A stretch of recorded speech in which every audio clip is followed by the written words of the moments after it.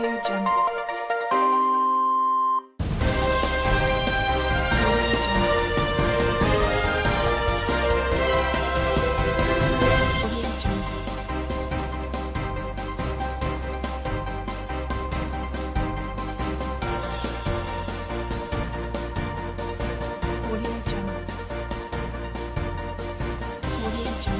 You're welcome to another edition of Bystanders as Newsstands. As you can see, passers-by and viewers are at the newsstands deliberating on topical issues. I'm Michael Adekunle, and you're watching Bystanders at Newsstands. On today's edition of Bystanders at Newsstands, I have New Telegraph newspaper with me, which reads, FG planning Atiku, Saraki, Dogara, Secondus arrest. I repeat, federal government planning Atiku, Saraki, Dogara, Secondus arrest, with a very good rider here, which reads, Presidency, you are a leader, expert in fake news, confusion over EFCC's raid on Atiku's son's apartment. With another rider here, EFCC, how we arrested TA Oji's son, seized 100 million naira car, with a picture illustrating a cross section of newly decorated rear admirals after their decoration at the naval headquarters in Abuja yesterday. Here I still have a beautiful headline here: INEC devices measure to avert vote buying come 2019 election. On 2019 election, I repeat, INEC devices measure to avert vote buying. This is what we have on the New Telegraph newspaper for today. We have our reviewers at the newsstands. Let's join them.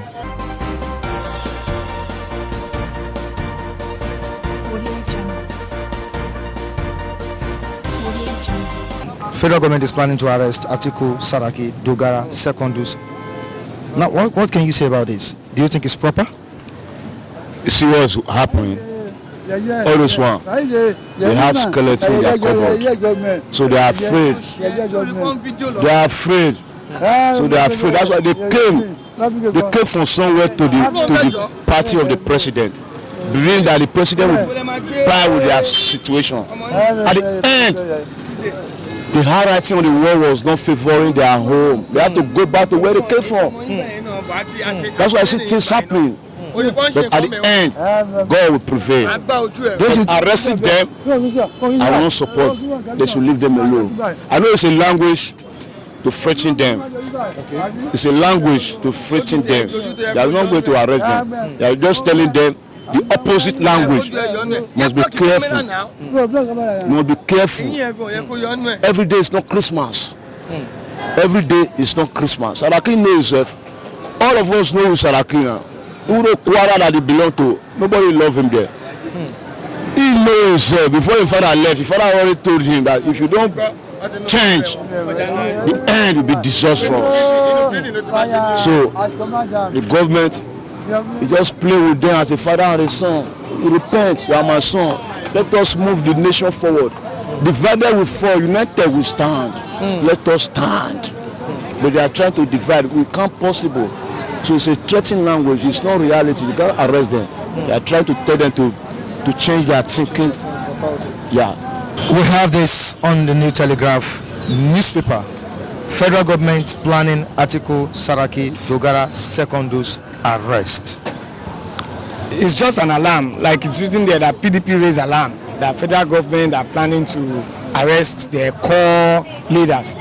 And to me, even if we have a system of government that would, raid and arrest even the president himself and checkmate them, they will be very, very welcome to me. But nevertheless, it's just a kind of political gimmicks. Because when you look at it very well, come back to 2015, PDP also did some, and APC did some as opposition party, whereby we have the likes of Alhaji Lai Mohammed that will come out and tell us this thing is blue, meanwhile it's white. Do you understand? So I'm not really buying into this. I'm not freaked by federal planning to do this or that. It's kind of opposition political gimmicks. They will always come out and say something to make we the masses, because they know that we Nigerians are very gullible. Do you know what I mean by gullible? Whatever they give to us, we catch. So he just gives this to us so we can grab and start feeling like APC is not doing fine. They want us to believe that APC is not doing fine. So they will always try every means to like blackmail them. So it's always allowed. It allows when it comes to politics. It's welcome. Blackmailing and hate speech and talking to each other, abuses, everything is welcome. When it comes down to any election, it's usually like that. Now, by trying to perpetrate this act, don't you think they are trying to intimidate Atiku? Actually, they are not trying to intimidate Atiku. When you look at Atiku's political profile in Nigeria, he stands not to be intimidated by whatever thing the federal government are planning. You understand? One thing is that he got the ticket and is a flag bearer of the People's Democratic Party. He stands still. He's not intimidated. Whether they arrest him or not, the only thing they can still do for now is just keep looking and raising critics' alarm. Anything different from that, they can't do him anything. But looking at it again, EFCC raided his son's house. To some extent, we have a kind of EFCC chairman that have come out to tell us that he didn't raid Atiku's son's apartment. That it was only that they only went to raid Theodore Hodji, a former governor of Anambra State, son's apartment. And luckily, they all live on the same building. So what do you think an opposition party will do? They will take the advantage to tell you that they raid my son's apartment. Even though it's not his son's apartment, they will always come out and tell us something. But we Nigerians, we are the one that will discredit. We have to juxtapose with our understanding. We have to create the differences. Like Atiku's house is living on this building, and Theodore Hodji's son is also living on this building. So whether the camp of Atiku are lying or the federal government camp are lying, we don't know. But the fact remains that the building was searched. So we don't know whose apartment was searched. So when APC come and tell me that they only raided Theodore Hodji's son's apartment, I can't actually believe it's true. And when PDP come and say they raided my son's apartment, I can't say it's true as well. So the fact there remains the building was actually searched, but nobody knows whose apartment was searched.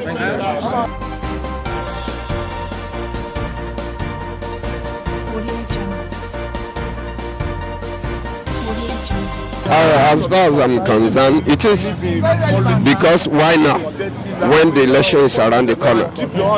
So if you see the problem we are facing in this country, until we have our electoral system totally over oil and reform, we are going nowhere.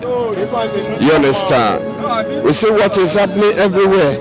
You know, if opposition have issue, the FCC go after them. If the ruling party have any issue, they look other way. You understand? It shows that we have not started yet as a nation. You know, because if you look at other developed economy, this is not how they went about it. You understand? But if you look at our own, part, you will discover that there is no blueprint. We are just moving as if, like animals that do not even have any direction. No blueprint. If you want to take off from Lagos now to Abuja, the driver that will take you, the pilot that will take you, he knows the direction. He knows the way. Anybody just come on board, I want to be the president of this nation. How you intend, to lead the people out of this current situation? Nobody knows. You see, all these things we are doing, you understand, people are just fulfilling personal ambition, not fulfilling, the purpose of God for this country. So if you look at planning Atiku, Saraki, Dogara, Secondus, to me, it shows that the ruling party, they are feeling the heat already. If you do what people like, you do what people want, you don't have to trouble yourself because it's about one man, one vote. You understand? Then when we get to the poll, then we sort that out. You don't have to arrest your opponent because that shows that you are feeling threatened already. It's not that I'm in support of Atiku or any, but that is not democracy. When there is no freedom, When people don't have, they can't express themselves, then what are we talking about here? We are talking about freedom of expression. Is not, and that is all mark of democracy. So then look at what we have here in Nigeria. You understand what I'm saying? And the people are not ready themselves. If the people are ready, all this nonsense will not be taking place, because you cannot liberate anyone who is not ready for freedom. People have to rise up. People have to, tell, look, enough is enough. You understand what I'm saying? They have to shut down the system. That the reason why the system is shut down, the whole world will know that just because the type of government we have, we don't need it anymore. We want a change. So if you look at what is happening here, they are just, it's not these people they are threatening. They are threatening the entire of the nation, because it's Atiku today. It can be you, it can be me tomorrow. So if you look at what we have around us today, you will discover that, it's not even, it's beyond about Buhari. Because when PDP was there, they did the same thing. So we need a system that will work. We need a kind of law, you understand, that we put to work. But nothing is working, as a matter of fact. You go and read 20 years ago or 30 years ago newspaper, and you read today. It's either you have power problem, you have leadership problem, you have mismanagement, you have fuel scarcity. It's the same thing. You will not even know the difference, because we have not made any significant progress as a nation. So if you look at it, so people need, to me, we need complete re-overhauling of this nation. If we must make progress, if we must move forward, if we must achieve the plan and the destiny God has designed for this nation, I'm telling you, the kind of leadership I see around here, they cannot take us there. They can't take us there. That's why you see them, because if you have something to offer, I don't have to frighten you. I don't have to attack you. I don't have to show your blueprint. Convince me how you intend to transform my life, to transform the nation. From your expression, from what you have to offer, then I will take my decision. That's what you see in America. You see in other developed democracy. You understand? So why? Because they listen to people. I mean, to the aspirants. So okay, what do you have to offer? That's why most of them, they are avoiding debates, because they just want to close our eyes, close our mind, close our ear, and put and thumbprint for them. Tell me what you have, because this has to do with the destinies of a nation. You understand? We are here today as a result of past failure. Where we will be tomorrow will determine about what is happening right now. If Buhari is serious, you understand, the ruling party is serious. As a matter of fact, you don't have to arrest or you don't have to intimidate opposition. Look at all this nonsense the EFCC is doing. Let me flash you back. Let me bring you back to what happened during 2015 election. Yeah. You could remember that the so-called PDP, I'm sorry to use that statement, PDP, also perpetrated this act by arresting Tinubu. They gave him a house arrest. Remember? They also, I think, Okorocha too. That's what I'm talking about. That's why I said, initially, that it's not about Buhari. It's about the kind of system. It's a systemic failure. You understand? PDPs, APC saw how PDP were ruling them then. Don't forget that the so-called PDP yesterday, they are APC today. Nothing has changed about them. They only removed their first and changed the PDP first and put on APC first. The real people that are really tormenting, afflicting, oppressing the nation, they are the same set of people. The PDP today, to me, I think you have seen the recent defection from one party to another, because they cannot get what they really want. We need a system that will work. You understand? We need a system. You know, if system is working, you understand what I'm saying? Let me tell you, 20 years old, you know, a young man can rule this country. Is that possible? We have a system. Is it possible? It's possible because it's about system. You understand what I'm saying? If I get to the traffic here, the system will tell you that if you move beyond the, you know, if you violate it, the system will punish you. It's not the young man. That's why nothing is what is a systemic failure. So it is APC today. If it is another PPP or whatever they call themselves tomorrow, they will do the same thing because these people they are from among us. They are not imported. They are Nigerians. They know how it was, how we do things. But if we have a system that is running, we have a system that is working, whether PDP, whether APC, you know the consequence. That if you do this, the system will punish you. You might even end up in jail.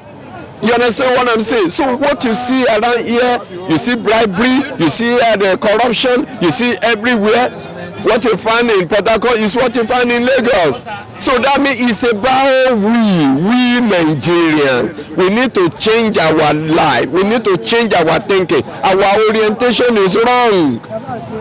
Until we change, nothing will change about this nation. People are just fooling themselves.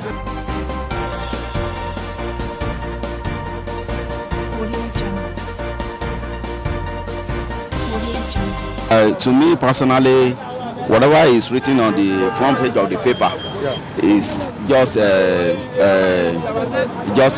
political blasphemy. Anybody can come out and say anything, and just like you want to kill a dog, or you want to kill your fowl, or you want to kill your animals, then you announce, why is it that this animal is not productive? Why is it's not giving me children? Why is it's not giving me kids? Why am I getting anything from it? Then we people are listening to what you are saying, I just concerning the negative part about that your animal. They say, no, it's worth it.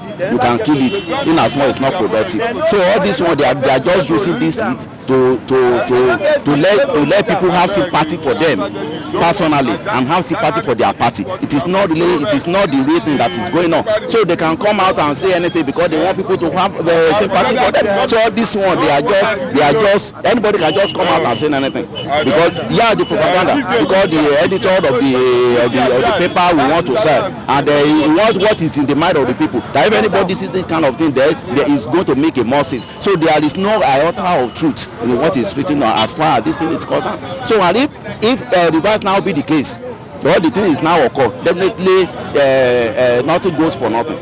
So there is nothing you can do without having the gain back. So definitely they are gaining what they have done in the past. So the reverse is now be the case. Just that the repercussion has now come. So it's now like what they have done is now boomerang. So I don't see anything bad in it. But as far as I'm concerned, federal government cannot do it. What they have in mind, what the plan the federal government is having in mind, beyond what they are written in the front of the paper. Really, according to the law, are you getting me? Yes, sir. If there's and as I said, according to the law, there's nobody above the law. Okay. So if there's any reason why they must be arrested, I think just to verify one or two things from them. It's like a downfall of a man, it's not the end of his life. Getting someone arrested is not that they want to go and kill him as well. So let them go ahead and do that as well. So at least the next upcoming people, even the present people in power, will be able to learn a lesson that even as far as they were present in the power, or even after leaving the power, the Lord can still take their rules. Don't you think the ruling party is trying to misuse power?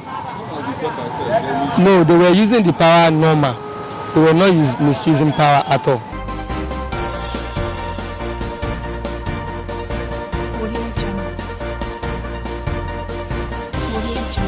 This is where the show ends today on Bystanders at Newsstands. I'm Michael Adekunle. Till I meet you next time. Bye.